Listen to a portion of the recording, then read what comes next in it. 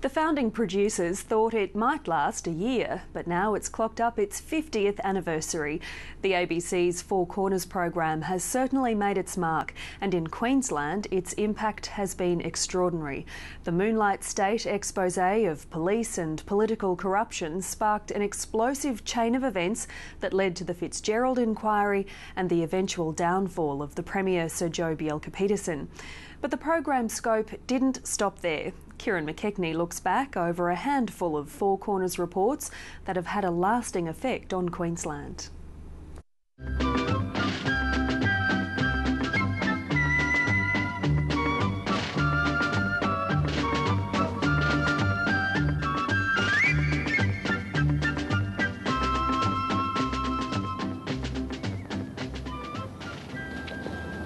This is Brisbane, Queensland, and in the warmth of this sunny, drowsy autumn day, it's hard to imagine anybody getting too hot under the collar about anything. But this week, Queensland state politicians continued to be agitated about electoral redistribution. For 50 years, it's tackled the big issues and asked the questions no one else has been asking. In the years ahead, how many more Aboriginal babies like Evelyn will die needlessly in Australia? The ABC's Four Corners program has not only shone the spotlight on the issues of the day, but has affected social and political change. Aboriginal fringe dwellings like these have become an all too familiar sight. They tend to blunt reaction, often evoking a conditioned response of indifference rather than shock. 1969, a disturbing expose of an Aboriginal settlement on the outskirts of the outback town of Cunnamulla. Overcrowding occurs in many of the shanties. In this dwelling sleep up to 10 children and adults.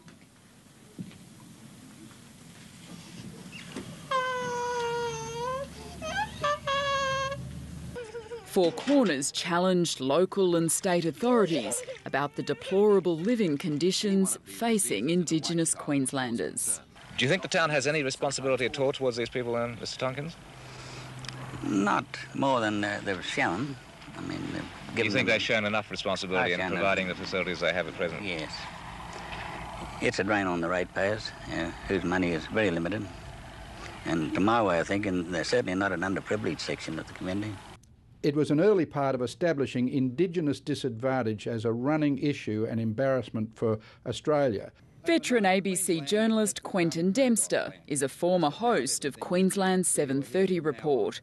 He says Four Corners was and still is a pioneer. It seemed to have a social conscience. Now, you don't talk about that necessarily in editorial conferences, but what they've done with Out of Sight, Out of Mind in 1969 was say, are these squalid conditions, visually confronting as they are, really the way that Indigenous disadvantage should be confronted, left away? And it was almost a decision to go in and say, and run the cameras over it and see what emerges from it.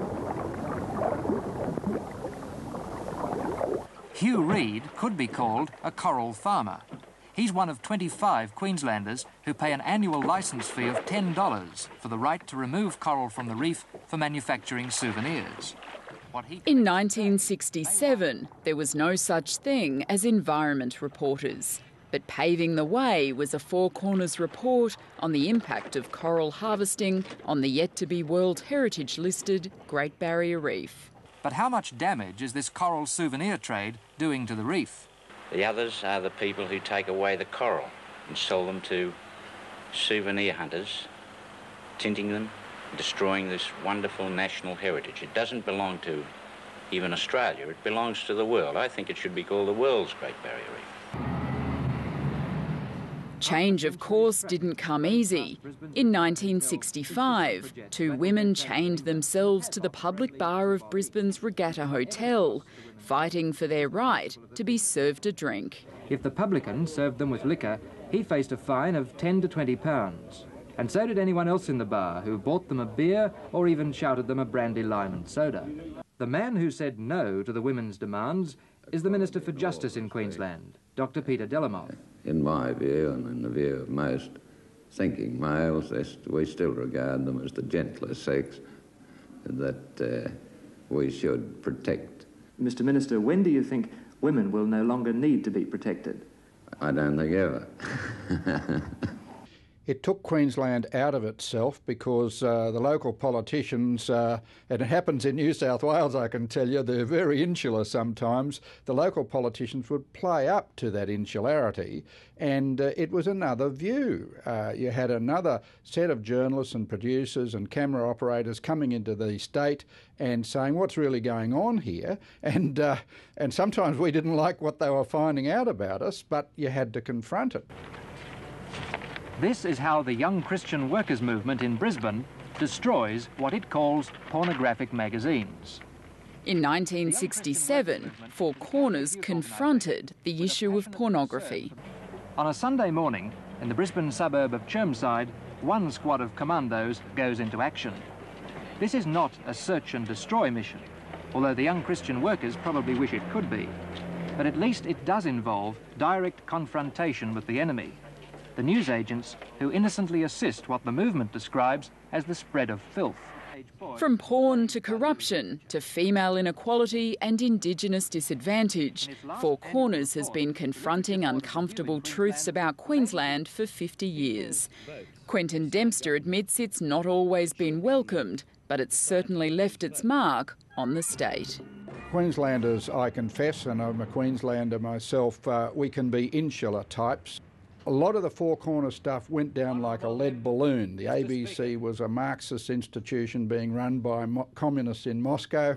They were socialists and all that, and there was a lot of grief that Four Corners and the ABC had to deal with as a result of its editorial decisions to go in and confront Queensland with its insularity. But in confronting those people, you did find that there are a lot of people who said, yes, we have to come to terms with this, and a lot of good things can come out of it.